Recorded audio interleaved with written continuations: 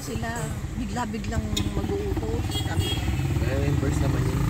Hindi daw yun na. Hindi na daw binabayan kasi hindi naman ang buo. Kasi ayaw ko magpaupa. Sabi daw ganyan, huwag nang kapaupahan ng yung mga nasa likod. Nakiusap lang daw si Mama Neri niya. Sabi na hindi pwede Tapos di pumayag bala kayo. Ganyan. Oo, magluluto tayo, may tao sa likod. Tapos nung ito naman, Pilando naman, nagulat na naman daw.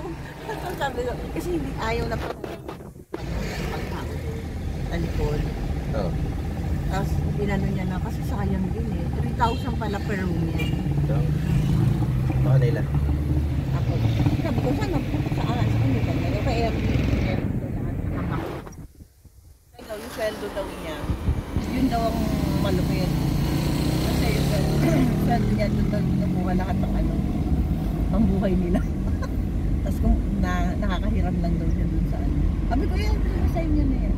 Tapos pinangako naman daw sa kanila yung transfer yung bahay nila. Nasabi sa kanila na rin mo. Kumbaga yung magkakapatid daw hati. Kasi yung lupa, sabi ko, di ba may lupa kayo sa kapatid?